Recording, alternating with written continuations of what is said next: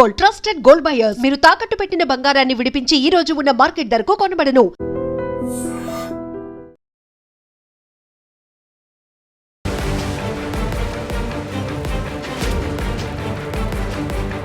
నమస్కారం, welcome to IT media. నేను మీ సంగీత.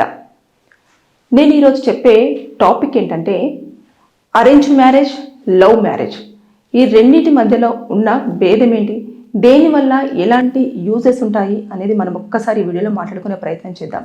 ఎందుకు అంటే రీసెంట్గా తిరుపతిలోని పుత్తూరులో ఒక మహిళ తన 2 కూతుర్లతో కూడా ఆత్మహత్య చేసుకోవడం జరిగింది. కారణం నేను ఇంట్లో వాళ్ళని ఎదిరించి లవ్ మ్యారేజ్ చేసుకున్నాను కాబట్టి నా యొక్క జీవితం చాలా మందికి గుణపాఠం అని చెప్పేసి ఒక సూసైడ్ లెటర్ రాసి మరీ చనిపోవడం జరిగింది. అందుకోసం అని చెప్పేసి మా దగ్గరికి చాలా కౌన్సిలింగ్స్ కోసం అని ఫ్యామిలీస్ కూడా రావడం జరుగుతూ ఉంటుంది, కేసులు కూడా మనం చూస్తూ ఉంటాం. కాబట్టి నేను ఈ వీడియోలో పూర్తిగా అరేంజ్ మ్యారేజ్, లవ్ మ్యారేజ్ గురించి ఒక్కసారి ఉన్న పాయింట్స్ని డిస్కస్ చేసే ప్రయత్నం అయితే చేస్తాను. ఇప్పుడు బేసిక్గా ఎవరైతే ఈ మహిళ ఉందో తిరుపతికి సంబంధించిన ఆవిడ, 2 ఆడపిల్లలు ఉన్నారు. ఆవిడ చాలా రోజుల నుంచి కూడా కొంచెం మానసికంగా ఇబ్బంది పడుతూ వస్తూ ఉంది. అంటే తల్లిదండ్రులను కాదని తనకు నచ్చిన వ్యక్తిని వివాహం చేసుకొని హ్యాపీగానే ఉన్న దాంట్లో చాలా హ్యాపీగా ఉంటూనే వస్తూ ఉంది. కానీ అక్కడ ఏమైపోయింది అని అంటే తను లవ్ మ్యారేజ్ చేసుకుంది కాబట్టి అదిని యాక్సెప్ట్ చేయొచ్చు పేరెంట్స్, చేయకపోవచ్చు. ఎందుకు అని అంటే చాలామందికి పేరెంట్స్కి ఉండేదే, మన క్యాస్ట్ కాని అబ్బాయిని చేసుకున్నావు, మన స్తోమతకు కాని అబ్బాయిని చేసుకున్నావు, లేదు అనుకుంటే అసలు సరిపోరు, మాకు నచ్చలేదు, ఇలాంటి రీజన్స్ అనేవి చాలా వరకు చెప్తూ ఉంటారు. నీకు మంచి సంబంధం తీసుకొచ్చే వాళ్ళం, అతనికి అసలు ఎలాంటి జాబ్ లేదు, లేకపోతే వాళ్ళ యొక్క కుటుంబ పరిస్థితి బాగాలేదు, అతనికి కొన్ని ల్యాండ్స్ లేవు, పొలాలు లేవు, ఇలా ఏదో ఒక రీజన్ చెప్పేసి అంటే సెటిల్మెంట్ విషయంగా మాట్లాడుతూనే వాళ్ళు వీళ్ళని వద్దు అని చెప్పే ప్రయత్నం చేస్తారు. కాబట్టి వాళ్ళు ఎంత వద్దని వారించినా సరే ఈ అమ్మాయి ఏం చేసింది, తనకు నచ్చిన అబ్బాయినే పెళ్లి చేసేసుకుంది. హ్యాపీగా 2 పాపలకు కూడా జన్మనిచ్చింది. మంచిగా వాళ్ళు కూడా ఒక ఏజ్ వరకు రావడం జరిగింది. అంటే ఒక పాపకు వచ్చేసి దాదాపుగా ఒక 8 years 6 years అలా ఉండొచ్చు, ఇంకొక పాపకు 4 years 3 years అలా ఉండొచ్చు. అయితే వాళ్ళు ఏం చేశారు అంటే ఆ అబ్బాయికి జాబ్ లేదు, జాబ్లెస్, తర్వాత అప్పులు ఎక్కువైపోయినాయి. ఈ రోజుకు ఏదో సర్ది చెప్పేసి వాళ్లకు అప్పుల ప్రక్రియను పూర్తి చేసినప్పటికీ కూడా మళ్ళీ తెల్లారితే మళ్ళీ ఏం సమాధానం చెప్పాలి, మళ్ళీ అసలు ఎలా డబ్బుల్ని అప్పును క్లియర్ చేయాలి అంటే ఆడపిల్లలు ఉన్నారు అంటే ఖచ్చితంగా ఖర్చులు ఎక్కువగా ఉంటాయి. దాంతోపాటు కుటుంబ పోషణ కూడా జరుగుతూనే ఉండాలి. ఇక్కడ 4 ఉన్నారు ఇంట్లో, అంటే ఆడపిల్లలు ఉన్నప్పుడు కొంచెం ఖర్చులు ఎక్కువతో పాటు వైఫ్ అండ్ హస్బెండ్ కాబట్టి వారి యొక్క రోజు వారిలో కూడా చిల్లర సామాన్ కానివ్వండి, రోజు తినడానికి కానివ్వండి, కొన్ని ఖర్చులు అయితే మ్యాక్సిమం ఉంటాయి. ఎంత లేదన్నా కూడా ఒక కుటుంబానికి మంత్లీ మనకు ఒక 10 నుంచి 15 వేల వరకు కూడా ఖర్చు అయ్యే ఛాన్సెస్ ఉంటాయి, రఫ్లీ, చాలా తక్కువలో. అలాంటిది అతనికి మొత్తానికి 0.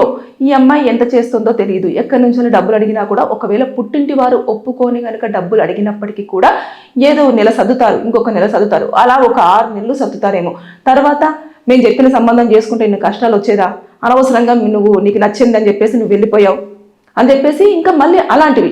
దానికోసం ఏం చేస్తారు, వాళ్ళ ఆయన్ని తక్కువ చేసి మాట్లాడుతున్నారనో, లేకపోతే ఈమె తీసుకున్న నిర్ణయాన్ని తప్పు పడుతున్నారనో, ఇలాంటివి కూడా వచ్చే అవకాశం ఉండి వాళ్ళకు చెప్పడం మానేసి కష్టాలన్నీ కూడా వీళ్ళే ఇంకా బేర్ చేస్తూ ఎలాగైనా సరే దాన్ని అప్పు తీర్చాలన్న ప్రయత్నంతో ఏదో ఒక చిన్న పనులు చేసేసుకుంటూ వచ్చిన దాంట్లో ఇటు కుటుంబ పోషణ, తర్వాత నెక్స్ట్ అప్పుల ప్రక్రియ, ఇదంతా కూడా చాలా వరకు తీర్చే ప్రయత్నం చేస్తారు కదా. కొన్ని సందర్భాలలో ఎక్కువ అయిపోతాయి, ఇంకా అసలు మనం తీర్చలేనంత అప్పు కూడా. ఇప్పుడు వాళ్ళు మధ్యతరగతి కంటే బిలోగానే కనిపిస్తూ ఉన్నారు కాబట్టి వాళ్ళకు ఒక 5 లక్షలైనా 3 లక్షలు కూడా ఎక్కువ స్తోమత, అంటే వాళ్ళకి స్తోమతకు మించిన ఖర్చు అయినట్టు అది. దానికోసం కూడా ఆలోచించ ఉండొచ్చు. ఇకపోతే ఈ రోజుల్లో జాబ్ దొరకడం అనేది పెద్ద టాస్క్తో కూడిన పని. ఎంత కమ్యూనికేషన్ స్కిల్స్ ఉన్నా, దాంతోపాటు ఎంత ప్రయత్నం చేసినా సరే జాబ్ దొరకాలి అని అంటే దానికి 1,00,000 రీజన్స్, రికమెండేషన్స్, ఒకవేళ రికమెండేషన్ అయినప్పటికీ కూడా ఎంతవరకు క్యాపబుల్ కాదు అనేది కూడా చూస్తూ ఉన్నారు. ఒకవేళ పనిలో జాయిన్ అయినప్పటికీ కూడా కొన్ని ప్లేసులలో శాలరీస్ ఇస్తున్నారు, కొన్ని ప్లేసెస్లలో శాలరీస్ ఇంకా డిలే చేస్తూ వస్తున్నారు. ఒక 2 నెలలు ఊరికే ఫ్రీగా చేయించుకుంటారు, 3వ నెల మాకు మీ పని నచ్చలేదు కాబట్టి మేము డబ్బులు ఇవ్వము, ఇంతే ఇస్తామని చెప్పేసి ఎంతో కొంత చేతులు పెట్టే పరిస్థితులు కూడా ఈ మధ్య కాలంలో చోటు చేసుకుంటున్నాయి. అయితే ఈ లవ్ మ్యారేజ్ విషయంలో వాళ్ళు పెళ్లి చేసుకున్న తర్వాత హ్యాపీగా ఉంటారు అనుకున్న దానికంటే కూడా కష్టాలే ఎక్కువగా చాలా మంది భరిస్తూ ఉంటారు, చెప్పుకోలేక. అంటే అయ్యో అనవసరంగా మేము చేసుకున్నాము, ఇప్పుడు బయట చెప్పుకుంటే మా పరువు మేము తీసుకున్నట్టు అవుతుంది అని చెప్పేసి చాలా మంది దాచుకునే వాళ్ళు ఉంటారు. సో లవ్ చేసేటప్పుడు అదంతా ఫీల్ వేరు. ప్రేమ ఉంటేనే మనం సంపాదించుకొని జీవితాన్ని గడుపుతామని కాదు. సెటిల్మెంట్ కూడా చాలా ఇంపార్టెంట్. అది ఆ ఒక్క పాయింట్ పక్కన పెడేసి నేనంటే పడి చచ్చిపోతున్నారు, నేను లేకపోతే ఉండలేనంటున్నారు, నా కోసం ఏదైనా చేస్తానంటున్నారు, నేను దీంతో ఉంటే చాలా హ్యాపీగా ఉంటాను, నాకు ఎలాంటి కష్టాలు ఉండవు, బాధలు ఉండవు, ఏమి ఉండవు అని చెప్పేసి ఇక మైండ్లో వాళ్ళకు అనుకున్నట్టుగా ఒకటి అనేసుకొని ఎంతమంది ఇలా కాదు ఇలా కాదు ఇలా చేసుకోండి, కొంచెం సెటిల్ అయిన తర్వాత చేసుకోండి, లేకపోతే కొన్ని రోజులు టైం తీసుకోండి అంటే నో, మమ్మల్ని విడదీయాలనుకుంటున్నారు, ఖచ్చితంగా మనం ఎక్కడికైనా వెళ్ళిపోయి పెళ్లి చేసుకుందాం. తల్లిదండ్రులు ఇంకా ఆ క్షణంలో తల్లిదండ్రులు వద్దు, చుట్టుపక్కల ఉన్న వాళ్ళు వద్దు, ఎవరు వద్దు, అందరూ విలన్స్ లాగానే కనిపిస్తారు. తర్వాత వాళ్ళు చేసిన తప్పెప్పుడు పాపనో బాబో లేకపోతే ఇలా పిల్లలు పుట్టిన తర్వాతనో అరే అప్పుడు వాళ్ళు చెప్పినప్పుడు వింటే బాగుండు అన్న ఒక దానికి వస్తారు, ఒక కన్క్లూజన్కి వచ్చేస్తారు. ఇదంతా కూడా లవ్ మ్యారేజ్లో జరుగుతూ ఉంటుంది. చాలా మంది ఫేస్ చేస్తున్నారు ఇప్పటికీ. చాలా మంది ఆ అమ్మాయి ఎక్కడైతే తిరుపతిలో చనిపోయిన అమ్మాయి న్యూస్ చూసిన వెంటనే లవ్ మ్యారేజ్ చేసుకున్న వాళ్ళు ఎంతమంది అరే నిజమే అనుకున్న వాళ్ళు బోల్డ్ మంది ఉంటారు. ఎందుకంటే మా దగ్గరికే డైలీ ఒక మినిమం 2 కేసెస్ వస్తాయి. లవ్ మ్యారేజ్ చేసేసుకొని పెద్దలు ఒప్పుకోలేక కష్టాలు పడుతూ ఉద్యోగం అతను చేయక ఇష్టం ఉంటే ఉండు లేకపోతే వెళ్ళిపో, నేను ఇలాగే ఉంటాను, నన్ను యాక్సెప్ట్ చేయి, పెళ్ళికి ముందు ఇలా ఉన్నావు అలా ఉన్నావు, ఇవన్నీ అసలు పట్టించుకొని కూడా పట్టించుకోరు. ఇకపోతే ఇదంతా లవ్ మ్యారేజ్ విషయంలో మనం మాట్లాడుకుంటే ఇప్పుడు అరేంజ్ మ్యారేజ్ విషయానికి వద్దాం.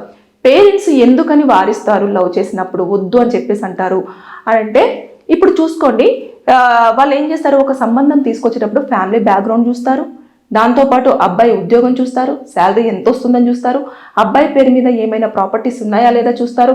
ఒకవేళ ఇలాంటివే ఏమైనా జాబు లేకపోవడం కానివ్వండి, లేదంటే ఏదైనా ఇబ్బందులు పడ్డప్పుడు కానీ, పిల్లలు పుట్టిన తర్వాత కొన్ని అప్ అండ్ డౌన్స్ అనేవి లైఫ్లో చాలా వరకు కామన్గా ఉంటూ ఉంటాయి. ఆ సమయంలో వీళ్ళు ఒక 2-3 నెలలు ఇబ్బందులు పడకుండా సర్వైవ్ అవ్వగలరా లేదా, అంటే కూర్చొని తినేంత ఉందా లేదా అనేది కూడా చూసుకుంటారు. తల్లిదండ్రుల సపోర్ట్ ఎంతవరకు ఉంది, సిబ్లింగ్స్ ఏం చేస్తున్నారు అనేది మొత్తం కనుక్కున్న తర్వాత నా కూతురుని వీళ్ళకి ఇస్తే ఎలాంటి కష్టాలు పడకుండా ఇక్కడున్న దానికంటే కూడా వారింట్లో చాలా బాగుంటుంది అని చెప్పేసి వారు సెటిల్మెంట్ని బేస్ చేసుకొని అవన్నీ చూసుకున్న తర్వాత పెళ్లికి యాక్సెప్ట్ చేస్తారు. కానీ ఇక్కడ ఏమవుతుంది, ఒక అబ్బాయిని నచ్చిన దానిపై పట్ల కూడా వాళ్ళు అదే చెప్తారు, కాకపోతే చెప్పే విధానం అనేది వాళ్ళు ఎలా చెప్తారో హార్ష్గా చెప్పడం జరుగుతుంది. దానివల్ల అంటే ఇక్కడ లవ్ మ్యారేజెస్కి ఎవరు కూడా ఈ రోజుల్లో వ్యతిరేకంగా లేరు చాలా వరకు. ఎందుకంటే చాలా చిన్న ఏజ్లోనే లవ్లు చేసుకోవడము, ఇంట్లో నుంచి వెళ్ళిపోవడము, తర్వాత వాళ్ళు తర్వాత కష్టాలు పడేసి విడిపోయి, అంటే పెళ్ళి అనేది ఒక బాధ్యతతో కూడుకున్న పని అన్నట్టు. అంటే ఇద్దరు ఉన్నప్పుడు వేరే ఉంటుంది, పిల్లలు పుట్టిన తర్వాత రెస్పాన్సిబిలిటీస్ పెరుగుతూ ఉంటాయి, దాన్ని బేర్ చేయాలి, అర్థం చేసుకోవాలి, అండర్స్టాండింగ్ చాలా ఇంపార్టెంట్గా ఉంటుంది. నా జీవితంలో అనవసరంగా నేను చేసిన తప్పు ఏంటంటే నేను పెళ్లి చేసుకోవడం, సింపుల్గా అనేస్తారు. అది ఎదుటి వాళ్ళు తీసుకోవచ్చు, తీసుకోకపోవచ్చు. కాబట్టి ఇక్కడ ఈ అమ్మాయి ఇటు తల్లిదండ్రులు సెటిల్మెంట్ విషయంలో ఆలోచించిన దాన్ని కాదనుకొని ఈ లవ్ చేసిన అబ్బాయితో బయటికి రావడము, ఉద్యోగం లేకపోవడము, అయినా అప్పుల్ని ఎలా తీర్చాలో తెలియలేకపోవడము, సమాధానాలు చెబుతూ రోజు గడుపుతూ ఉంటే ఈ రోజు గడిచిపోయింది, మళ్ళీ రేపు ఏం చెప్పాలి అన్న ఒక క్వశ్చన్ మార్క్ తోటి ఎన్ని రోజులు ఇలా జీవితం, అనవసరంగా నేను నా జీవితాన్ని పాడు చేసుకున్నానా అని చెప్పేసి ఆవిడ ఒక ట్రోమాలోకి వెళ్ళిపోవడం జరిగింది. వెళ్ళిపోయిన తర్వాత ఇంకా నాకు ఈ లైఫ్ వద్దు, ఇతను జాబ్ చేయట్లేదు, నేను సుఖంగా ఉండలేను, నేను ఇప్పుడు ఈ అప్పుల వాళ్ళకి నేను ఎలాంటి సమాధానం చెప్పాలి అంటే ఇష్టానుసారంగా మాట్లాడతారు. అంటే డబ్బులు ఇచ్చేటప్పుడు వాళ్ళు ఎంత పొలైట్గా ఇస్తారో తీసుకునేటప్పుడు కూడా కొన్ని మాటలు అనేస్తారు. ఎందుకంటే మనం చెప్పిన టైంకి ఇవ్వలేదు అంటే ఖచ్చితంగా వాళ్ళు అనాల్సిన మాటలు అంటారు, చెప్పాల్సిన మాటలు చెప్తారు. కావాలంటే కొన్నిసార్లు కూడా ఇంటి దగ్గరకు వచ్చేసి వస్తువులు కూడా తీసుకొని వెళ్తున్న సందర్భాలు కూడా మనం చూస్తూ ఉంటాం అన్నట్టు. ఇలాంటివి చోటు చేసుకుంటాయి. కాబట్టి ఇలాంటి అవమానం కంటే కూడా చావే పరిష్కారం అని చెప్పేసి అనుకొని ఉంటుంది.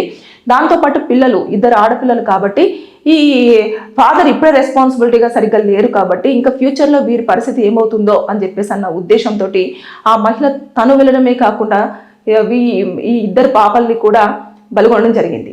అంటే ఈ మధ్యకాలంలో మనం ఇవి చూస్తున్నాం, మనం ఇంకా మర్చిపోనే లేదు. ఒక 10 రోజులు అవుతుందేమో. ఎవరిది, విజయారెడ్డిది, చర్లపల్లి విజయారెడ్డిది, వాళ్ళ 2 పిల్లలతో కూడా ఒంటరితనంతో భరించలేక చనిపోవడం జరిగింది.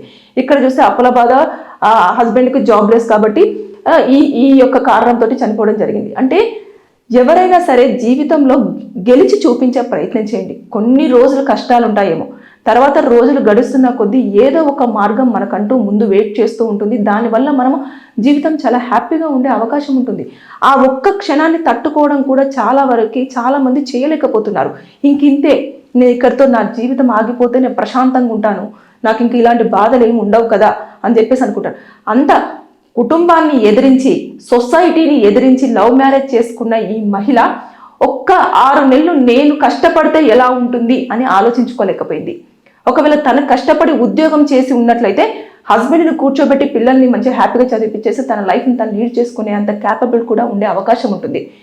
కానీ ఆలోచన విధానము ఎవరితోనైనా షేర్ చేసుకోవాలి, లేదు అనుక కష్టాలను షేర్ చేసుకోవాలి. ఎదుటి వాళ్ళు ఎవరైనా సరే వచ్చి ఇంటి మీదకి వచ్చి అప్పులు అడిగినా, హస్బెండ్ చెప్పిన మాట వినకపోతే కొంచెం దూరంగా వచ్చేసి సపరేట్గా ఉంటూ అయినా సరే మీరు కొంచెం స్పేస్ తీసుకుంటే ఆ స్పేస్లో చాలా వరకు కూడా అడ్జస్ట్ అయ్యే ఛాన్సెస్ ఉంటాయి.